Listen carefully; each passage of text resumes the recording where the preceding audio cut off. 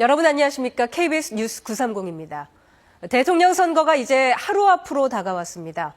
더불어민주당 이재명 후보는 험지인 영남을 찾아 막바지 보수 표심 잡기에 주력했습니다. 이희연 기자가 보도합니다. 고향인 경북 안동을 찾은 이재명 후보. 국민을 하나로 통합해 모두의 대통령이 될 기회를 달라고 호소했습니다. 파란 옷을 입어도 잘하면 기회를 주는 그런 대로 바꿔야 되지 않겠습니까, 여러분? 이념과 정치를 넘어 맞은 예우를 담은 보훈 정책도 발표했습니다. 공공병원을 활용하는 준보훈병원 제도를 도입하고 보훈 보상 체계를 재정비하겠다고 약속했습니다. 희생하고 있는 사람들을 우대하지 않으면 나라가 위난에 처했을 때 누가 나라를 구하기 위해 나서겠습니까? 부산을 찾아선 산업은행 이전 대신 가칭 동남투자은행을 설립하겠다고 밝혔습니다. 해양 물류산업, 배우산업 지원할 수 있도록 국책은행을 하나 만들도록 하겠습니다. 보수 성향 단체 리박스쿨의 댓글 조작 의혹을 두고는 내란행위라고 직격했습니다. 국민의힘과 연관이 있다고 확신한다며 직접 해명하라고 촉구했습니다. 시발단이라고 있었죠. 댓글 조작의 DNA를 가지고 있는 게 국민의힘입니다. 선거운동 마지막 날인 오늘 이 후보는 수도권 유세에 집중합니다. 저녁에는 1987년 김대중 후보 연설에 130만 인파가 모였던 서울 여의도 공원에서 마지막 연설에 나섭니다. KBS 뉴스 이희연입니다. 국민의힘 김문수 후보였습니다. 행정 성과와 청렴함, 또 가족애를 갖고 이재명 후보와의 차별화에 이유민 기자입니다. 최대 승부처인 수도권 집중 유세에 나선 김문수 후보. 12.3 비상계엄에 대해 거듭 사과했습니다. 계엄이다, 탄핵이다 해서 여러분들 걱정을 많이 끼쳐드려서 죄송합니다. 김 후보는 경기지사 시절 행정성과와 함께 청렴성을 부각하며 지지를 호소했습니다. 이재명 후보의 보편적 복지 정책과 탈원전기조의 에너지 정책도 비판했습니다. 전선왕이 하는 말이 대만이 지금 탈원전 정치를 하니까 원전이 없이 어떻게 AI를 하느냐. AI를 하려면 탈원전 정책을 바꿔야 된다. 김 후보는 특히 가족을 강조하며 이재명 후보와의 차별화에 나섰습니다. 배우자 설난영 씨에 거듭 감사하다며 유시민 작가의 발언을 겨냥했고, 제가 무능하기 때문에 우리 집 살림을 꾸린 제 아내가 잘못됐습니까, 여러분? 제 아내 보고 당신은 고등학교밖에 안 나왔으니까 제 아내를 갈아치워야 됩니까? 윗물이 맑아야 아랫물이 맑다며 이재명 후보 가족 리스크에 대한 공세 수위도 높였습니다. 부정부패하고 그 아이까지도 함부로 여성을 모욕하고 또 아내는 법인카드를 불법적으로 써서 유죄 판결 받고 범죄 가족들을 대통령직에서 되겠습니까? 김 후보는 오늘 제주를 시작으로 부산과 대구, 대전을 거쳐 서울시청 앞 광장에서 마지막 유세에 나섭니다. 내일 본투표에 참여하면 이길 수 있다며 지지층의 투표 참여를 독려할 예정입니다. KBS 뉴스 이은미입니다. 개혁신당 이준석 후보는 자신의 지역구 동탄 등에서 지지층 결집을 시도했습니다. 민주노동당 권영국 후보는 수도권 유세 일정을 이어갔고 무소속 황교안 후보는 후보직을 사퇴했습니다. 김희대 기자입니다. 이준석 후보는 지난 총선에서 여론조사상 열세를 뒤집고 역전승을 거둔 자신의 지역구 동탄 유세에 나섰습니다. 이재명 후보 아들 관련 문제 등을 언급하며 자신을 제명하려 하는 독재자를 막아달라고 호소했습니다. 국민들께서 저를 헌법기관인 국회의원으로 만들어주셨는데 감히 이재명 후보가 어떻게 저를 제명한다는 얘기를 할 수 있습니까? 완주 결승선이 눈앞이다. 의미 있는 고지를 확보하겠다며 사표 방지론을 주장하는 국민의힘을 향한 공세도 이어갔습니다. 윤석열이라는 폭군에게 표를 받으려고 하는 기호 2번 후보, 저는 절연하지 못하는 순간 그 둘은 동일체다 이렇게 생각합니다. 그러면서 본투표 전 단일화 가능성을 거듭 일축했습니다. 국민의힘의 전략이라는 것이 선거 처음부터 끝까지 단일화밖에 없는 것이 아닌가. 민주노동당 권영국 후보는 여성과 노동자 등이 차별받지 않는 나라를 외치며 한 표를 호소했습니다. 기업하기 좋은 나라가 아니라 노동하기 좋은 나라, 우리가 만들어야 하지 않겠습니까?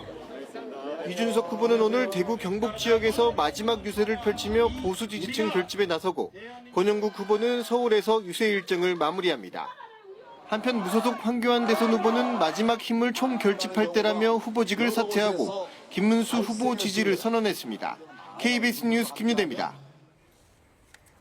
선거 막판까지 여야 두 당은 상대를 향한 공세에 열을 올리고 있습니다. 민주당은 보수 성향단체 리박스쿨이 댓글 여론조작에 나섰다는 의혹에 대해 총공세에 나섰고, 국민의힘은 이 후보 가족 리스크를 덮기 위한 공작이라며 이재명 독재 나라를 막아야 한다고 강조했습니다. 김청윤 기자입니다. 민주주의 근간을 훼손하는 댓글 대란. 민주당은 이틀째 리박스쿨 댓글 공작 의혹에 화력을 집중했습니다. 특히 리박스쿨이 늘봄 학교를 통해 초등학생들에게 뉴라이트 역사관을 주입하려 했다며 신속하고 철저한 수사를 촉구했습니다.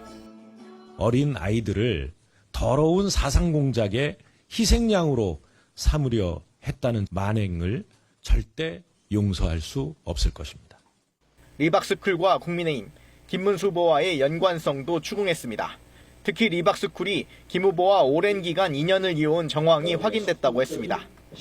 리박스쿨 손 대표가 당시 대표였던 프리덤 칼리지 장학회 주최 강연에 김문수 후보가 초청된 사실도 확인됐습니다.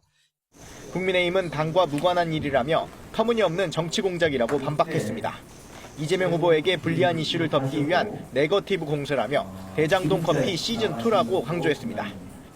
최근에 이재명 후보 아들 이슈나 유시민 작가의 부정적 이슈를 덮기 위한 민주당의 네거티브 공세라고 생각합니다. 그러면서 민주당과 이재명 후보에 대한 역공도 펼쳤습니다. 민주당이 추진하는 허위정보 조작 금지, 이 후보가 언급한 5억 원 범죄 제보 포상제가 북한식 공포 정치를 가져올 거라고 비판했습니다. 댓글 하나 달았다가 이웃의 신고로 경찰에 끌려가는 사회, 이재명 가족을 비판했다는 이유로 언론이 고발당하는 사회가 될 것이라고 봅니다.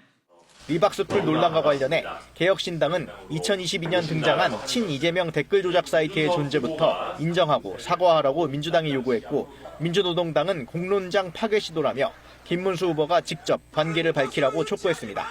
KBS 뉴스 김청윤입니다. 대통령 선거 사전투표 첫날 남편 신분증으로 대리투표한 선거사무원 박모 씨가 구속됐습니다.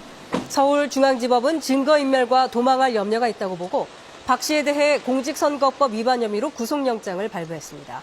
박 씨는 영장실질심사 전 취재진에게 죄송하다, 순간 잘못 선택했다고 말했습니다. 박 씨는 지난달 29일 서울 대치이동 사전투표소에서 남편의 신분증으로 용지를 발급해 대리투표를 한 혐의를 받고 있습니다.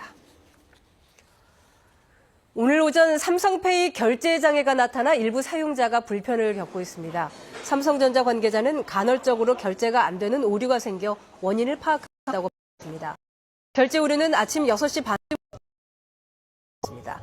삼성페이는 지난달 16일에도 결제 오류 현상이 나타나 3분 만에 복구된 바 있습니다. 서울 지하철 5호선 열차에 불을 지른 혐의를 받고 있는 60대 원모 씨의 구속 여부가 오늘 결정됩니다. 원 씨는 이혼 소송 결과에 불만을 품고 범행을 저질렀다고 진술했습니다. 추재훈 기자입니다. 주말 아침 승객 400여 명을 공포로 몰아넣은 서울 지하철 5호선 방화 화재. 현장에서 현행범 체포된 60대 남성 피의자 원모 씨에 대한 구속영장 실질심사가 오늘 오전 10시 반에 서울 남부지법에서 열립니다. 현존 전차 방화치상 혐의입니다. 원 씨는 경찰 조사에서 이혼 소송 결과에 불만을 가져 불을 지른 것이라는 취지로 진술한 것으로 알려졌습니다. 스스로 목숨을 끊을 의도는 없었던 것으로 파악됐습니다. 조사 결과 원 씨는 그제 오전 8시 40분쯤 미리 준비한 점화기와 옷까지 유리병 등을 가지고 여의나루역에서 열차에 탔습니다.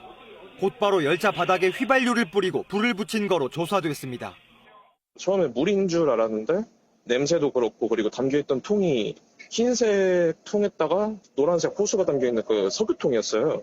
이 불로 승객 400여 명 가운데 23명이 연기를 마셔 병원으로 옮겨졌고 129명이 현장 처치를 받았습니다. 이번 방화로 지하철 1개 객차가 일부 소실되고 2개 객차에서 그을음 피해가 발생하는 등 3억 3천만 원 상당의 재산 피해가 발생한 것으로 소방은 파악했습니다. 서울교통공사는 원 씨를 상대로 손해배상과 구상권 청구 등 법적 대응을 검토할 계획입니다. KBS 뉴스 추재훈입니다. 오늘 새벽 3시 반쯤 인천 서구 가좌동의 한 금속제조 공장 건물에서 불이 나 5시간 반 만에 꺼졌습니다. 이 불로 진화 작업에 나섰던 소방관 2명이 각각 목과 손가락에 화상을 입어 병원으로 옮겨졌습니다. 소방당국은 대응 1단계를 발령하고 인력 113명을 투입해 불을 껐으며 정확한 화재 원인과 피해 규모를 조사하고 있습니다. 어제 오후 8시 40분쯤 서울 노원구 수락산 스포츠타운 인근에 있는 배드민턴 가건물에서 불이 나 2시간 만에 꺼졌습니다. 이 불로 가건물 한 동이 모두 탔습니다. 다칠 사람은 없었고 산불로 번지지는 않았습니다. 소방당국은 정확한 화재 원인을 조사하고 있습니다. 최근 트럼프 대통령이 중국이 무역 합의를 위반했다고 위협한 것과 관련해서 트럼프 대통령과 시진핑 주석이 곧 통화를 할 전망입니다. 백악관은 법원이 상호 관세를 막더라도 다른 방법이 있다고 재차 강조했습니다. 뉴욕 박일중 특파원입니다. 무역 협상을 이끌고 있는 베센트 미국 재무장관이 중국의 히토류 수출 제한에 대해 조심스러운 입장을 보였습니다. 이 상황이 절차상 문제일 수도 있고 의도적인 것일 수도 있다면서 대통령이 시 주석과 통화한 후에 보자고 말했습니다. 다만 이 통화가 최종 합의를 위한 게 아닌 교착 상태를 해소하기 위한 것임을 시사했습니다. 본인이나 러트닉 상무장관이 중국 측과 대화하고 있느냐는 질문에 즉답을 하지 않은 채 두 정상의 통화가 이뤄진 뒤에 모든 것이 시작될 수 있다고 말한 겁니다. I think we're going to let the two principals have a conversation and then everything will stem from that. 케빈 해싯 백악관 국가경제위원회 위원장도 두 정상 간의 대화가 있을 것이라고 말했습니다. 구체적인 날짜는 언급하지 않았습니다. 해싯 위원장은 상호관세 소송과 관련해선 법원이 행정부를 지지할 거라고 확신한다면서도 다른 수단도 있음을 재차 강조했습니다. 그러면서 자동차와 철강에 적용 중인 무역확장법 232조, 중국산 선박에 대한 미국 입항 수수료 부과 근거인 무역법 301조, 또 관세법 338조 등을 언급했습니다. 트럼프 대통령은 법원이 관세에 반대하는 판결을 내리면 미국의 경제적 파멸을 의미할 거라며 법원을 압박하는 글을 소셜미디어에 썼습니다. 한편 러트닉 미 상무장관은 한 언론 인터뷰에서 상호관세 유예가 다음 달 9일 만료 예정인데 연장할 것이냐는 질문에 현재로선 더 연장될 것으로 생각하지 않는다고 밝혔습니다. 뉴욕에서 KBS 뉴스 박일중입니다. 구호품을 받기 위해 몰려든 가자 주민에게 이스라엘군이 총을 쏴 수십 명이 숨졌다는 보도가 나왔습니다. 이스라엘은 조작된 것이라며 강하게 부인했습니다. 두바이 김계영 특파원의 보도입니다. 현지 시각 1일 새벽 가자 지구 남부의 구호품 배급소 인근에서 이스라엘군이 군중을 향해 발포했다고 AFP 통신이 보도했습니다. 이 배급소는 미국과 이스라엘이 주도하는 가자 인도주의 재단이 운영하는 곳입니다. 하마스는 이스라엘군이 민간인을 표적으로 학살을 자행했다며 40명 넘게 숨지고 150명 이상 다쳤다고 주장했습니다. AP통신도 라파 배급소에서 1km 떨어진 교차로에 군중이 몰리자 이스라엘군이 해산하라는 명령을 한 뒤 발포가 있었다는 목격자들의 발언을 전했습니다.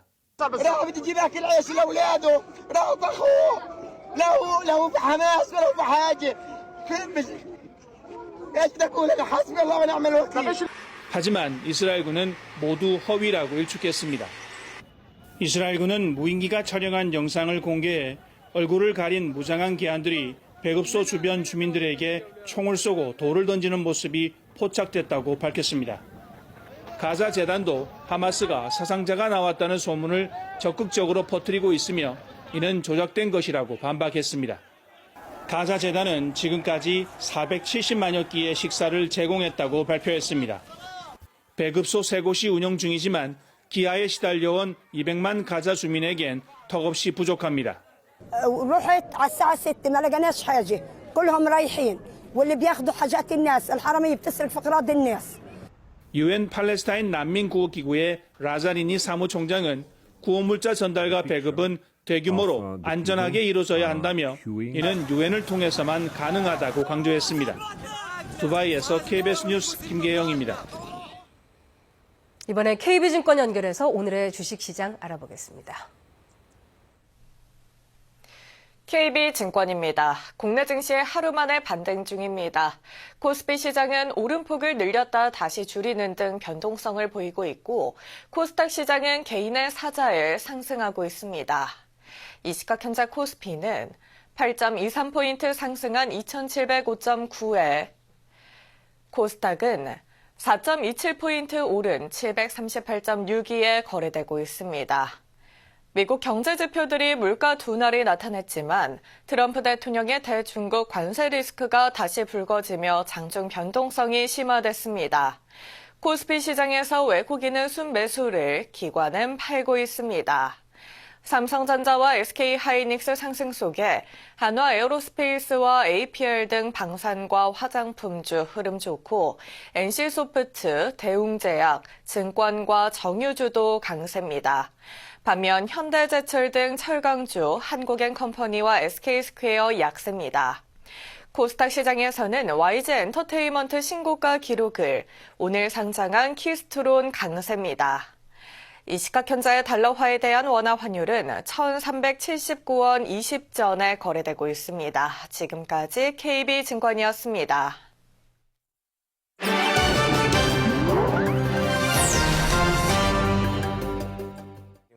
중국에서 세계 최초의 자유로낭 양식 선박이 선보였습니다. 광둥성 해역에 거대한 해상 구조물이 등장했습니다. 바다 위를 자유롭게 이동하며 물고기를 길러내는 자유로낭 양식 선박 완취 링띵호입니다. 길이 155m, 너비 44m로 수영장 32개 규모의 넓은 공간에서 자연산 수준의 물고기를 연간 5,000톤 정도 길러낼 수 있습니다. 일반 선박과 달리 물에 잠기는 부분이 개방돼 있는데 사각기둥 15개의 그물을 걸어 양식 수조를 형성하고 있습니다. 이 양식 선박의 최대 장점은 자유로낭 시스템으로 움직인다는 건데요. 수질이나 수온에 이상이 감지되면 즉시 양식이 적합한 수역으로 이동합니다. 会更节能、更环保。这个船的一次航行可以达到2000海里。 완취 링띵호는 정박되는 낚시와 숙박이 가능한 해양관광 플랫폼으로도 활용할 수 있습니다. 수만 마리의 플라밍고로 붉게 물든 남아프리카 공화국의 캠퍼스댐. 그런데 이제 옛 모습이 됐습니다. 이 캠퍼스댐은 꼬마 홍학으로도 불리는 레서 플라밍고의 남아공내 유일한 번식지였습니다. 그동안 한 시즌에 최대 5,000마리 정도의 새끼가 태어났지만 몇 년간 오폐수가 유입되더니 새들이 떠났습니다. 물은 녹색 슬러지로 변했고 악취가 진동하면서 먹이도 둥지를 틀 환경도 사라진 겁니다. That was it. I mean, eventually they just all disappeared. They are going to pans in the area, but they're not settling. They're there for a short time and then they flow. 자치단체는 하수 처리장 설치와 확대를 약속하고 있지만 예산이 부족해 기약이 없습니다. 국제자연보전연맹이 위협 근접종으로 분류한 이 플라밍고는 아프리카 4곳, 인도 2곳 등 전 세계 6곳에서만 번식이 확인된 상태입니다. 동물 가죽 대신 사과 껍질과 씨앗 등으로 만든 비건 가죽이 패션은 물론 항공업계에까지 쓰이며 주목받고 있습니다. 파리 패션쇼에서 눈길을 끈 이 재킷. 사과 껍질을 벗긴 듯한 디자인입니다. 어깨 부분엔 사과 찌꺼기로 만든 비건 가죽이 사용됐습니다. 사과 껍질과 씨앗 등을 건조해 만든 분말을 염화 비닐과 섞으면 점점이 알갱이가 박힌 독특한 무늬가 생깁니다. 이 카드 지갑과 가방은 150개 한정 제작돼 다 팔렸습니다. デザインの世界にも資源の世界にも、新しい可能性を見出すことができるんじゃないかなと思っています。 사과 생산량 일본 1위인 아오모리현. 주스 가공 뒤 나오는 찌꺼기가 연간 2만 톤에 이르는데 이제는 그 찌꺼기가 항공기 좌석 커버에까지 쓰입니다. 아오모리 출신 후지마키 씨가 개발해 창업 5개월 만에 항공사 납품으로까지 이어졌습니다. こういった活動を通じて関係人口を増やしてリンゴ産業を守っていきたいなというふうに思っています。 전 세계 300조 원 규모의 피혁 시장. 후지마키 씨는 그 1%를 사과 비건 가죽으로 대체하는 것이 목표라고 밝혔습니다. 인도네시아 할마헤라 섬의 외딴 숲속. 이 일대에 토착 원주민 500여 명이 살고 있습니다. 문명과 단절된 채 수렵 채집으로 생계를 이어가고 있는데요.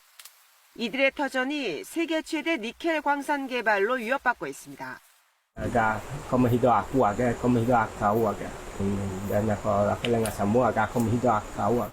광산 개발 과정에서 산림은 벌목되고 강물은 구리색 진흙으로 변했습니다. 강이 오염돼 생계 수단이던 물고기가 사라졌고 식수까지 위협받고 있습니다.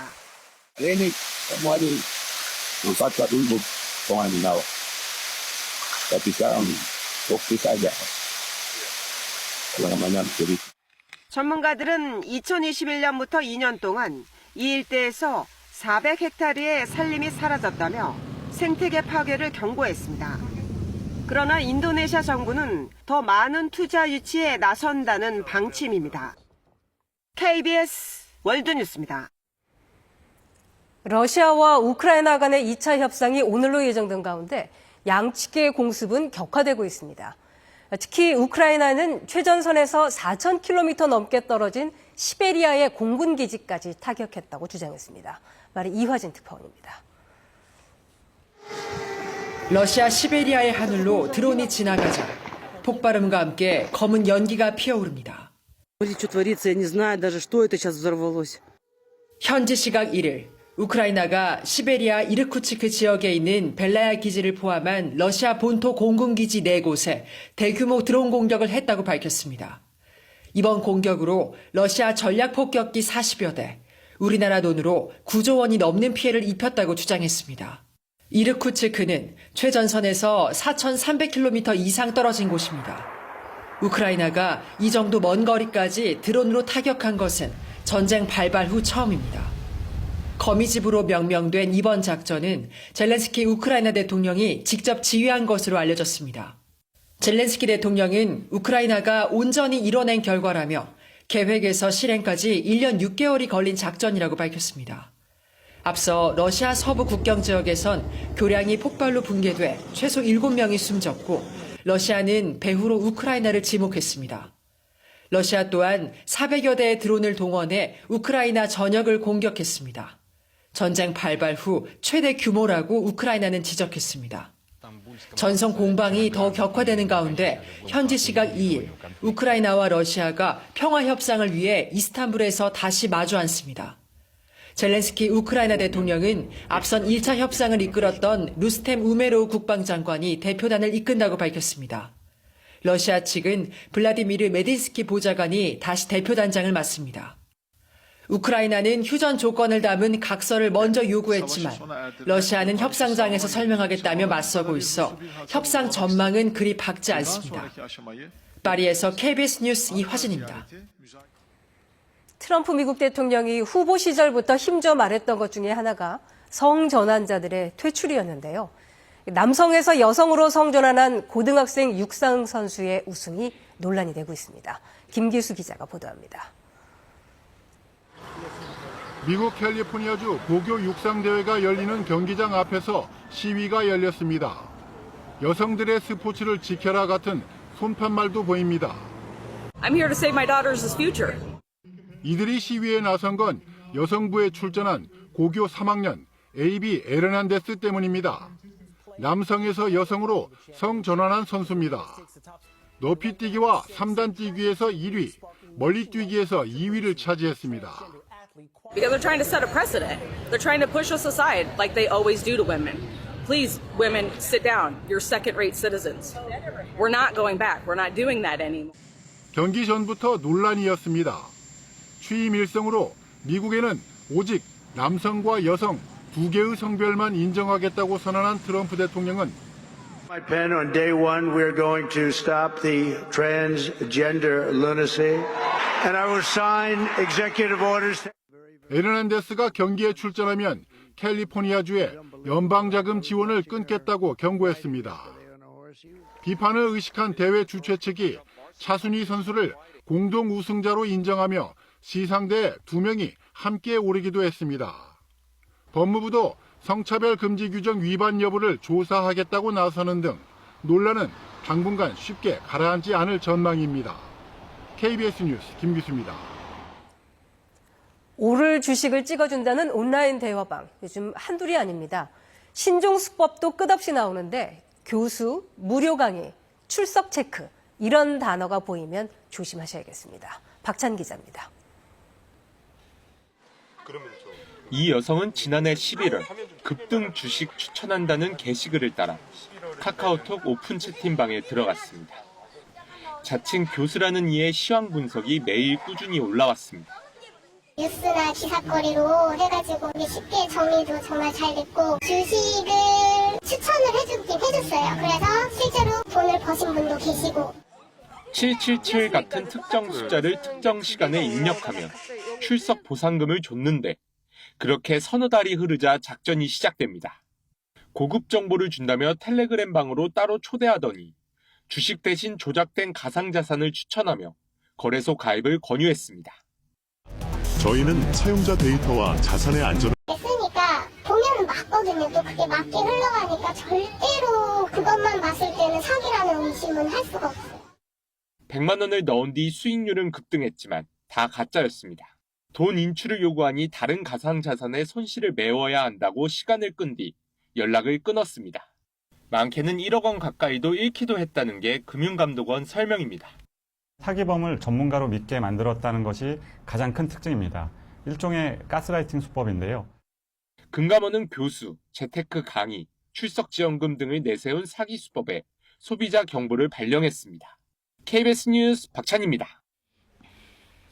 오늘은 전국 대부분 지역에 비가 내리겠습니다. 대통령 선거일인 내일은 남부지방은 아침까지 비가 이어지는 곳이 있겠고요.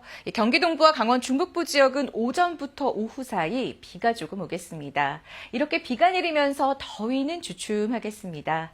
지금은 제주도와 서쪽 해안을 중심으로 산발적으로 비가 오고 있습니다. 내일까지 예상 강수량은 제주도의 10에서 60, 남부지방의 5에서 30, 강원도와 충청의 5에서 10, 수도권은 5mm 정도입니다. 비가 오는 동안 오늘은 제주도에, 내일 오후부터는 서해안과 강원 산지에 바람이 강하게 부는 곳이 있겠습니다. 오늘 초미세먼지 농도는 수도권과 전북, 경북 지역을 중심으로 오전에 일시적으로 나쁨 수준을 보이는 곳이 있겠습니다. 낮 최고 기온은 서울 23도, 대전과 부산은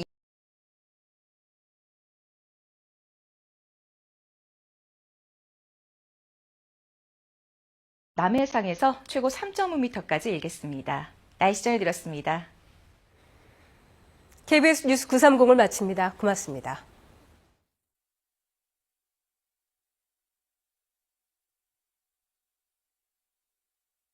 가정 내 어린이 낙상 사고 예방법. 아들! 위험해! 아이들이 딛고 올라갈 수 있는 침대 및 가구는 창문에서 멀리 설치해 주세요. 창문에는 낙상 방지용 난간이나 안전바를 설치해 주세요. 가구에 부딪혀 다치지 않도록 모서리에는 보호캡을 붙여주세요. 아빠 수원, 우리 손 씻고 간식 먹자. 간식 가자. 잠깐만! 미끄럼 방지를 위해 목욕용품은 아이들의 손이 닿지 않는 곳에 보관해주세요.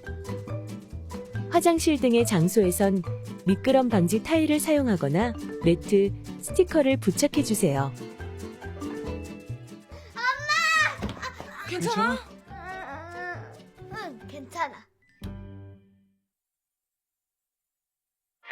괴직원 한배 대열이 줄을 이었습니다.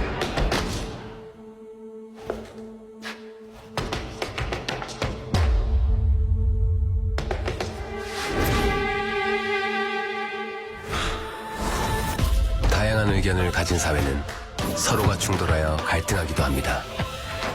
다름을 인정하고 다양함을 존중하는 사회. 모두가 함께 모여 화합의 춤을. 당신의 투표가 조화로운 대한민국을 만듭니다. 2025년 6월 3일 제21대 대통령 선거. 투표율 95.5%. 첫 민주주의 총선거 1948년 5월 10일 새 시대, 새 나라를 내 손으로 만든다는 그날의 감격. 그리고 첫 선거의 기쁨과 열망을 담은 우리의 첫 선거 방송. 1948년 5월 10일은 조선 역사상에 가장 중요한 단행기를 기록할 날이며 처음으로 이루어지는 진정한 민주주의 선거에 기초를 한 것입니다. 2025년 6월 3일 KBS가 첫 선거 방송의 그날처럼 사람들의 진심을 전하겠습니다.